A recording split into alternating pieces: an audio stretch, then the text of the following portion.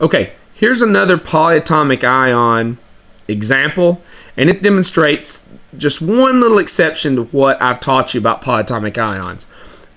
Here I've started off correctly. I've written silver, and I've written nitrate. You can find nitrate on page 226 in your book on the common polyatomic ion sheet chart.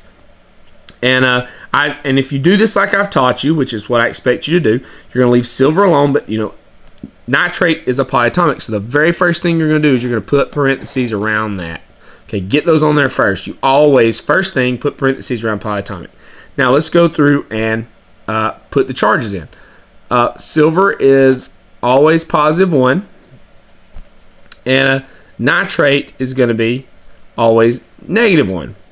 Well, I could do a T-chart, but I want you to understand, look, +1 and -1, they balance. They balance perfectly, all right? But for those of you who want to work it out, you don't already see the answer coming, I'm going to go ahead and put my T-chart as always. And what's the least common multiple between 1 and 1? Well, the answer is 1. All right? If I have 1 silver, I'll have a charge of +1 total on the left. And if I have 1 nitrate, I'll have a grand total of -1 on the right. And those two charges balance perfectly. So my correct answer should be silver, Ag. Of course, we use understood ones, right?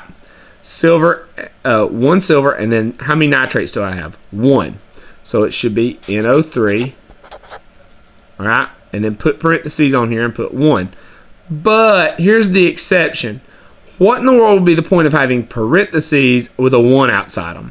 That makes no sense. I mean, I'm not going to bring down the 1s, am I? They're understood. But if I don't bring down the 1s, then what's the point of bringing down the parentheses? So there's the exception. Are you ready? I'm going to say it again. Always put parentheses around polyatomics, but when you're finished, if there is a 1 outside the parentheses, then go ahead and take the parentheses off in your final answer. So when do you remove parentheses? Only when the number that would be outside those parentheses would be a 1. If you look back up at my calcium phosphate example, parentheses were necessary here because there was, I needed to show that there were 2 phosphates. Here, parentheses are unnecessary because I only have the 1 nitrate.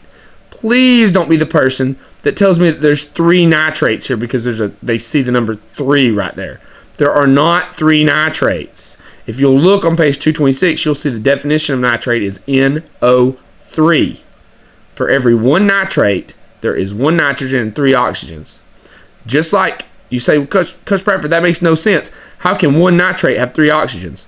Well, 1 person has 2 arms, right? Just like every 1 person has 10 fingers, 1 person has 2 arms, 1 person has thousands of hairs.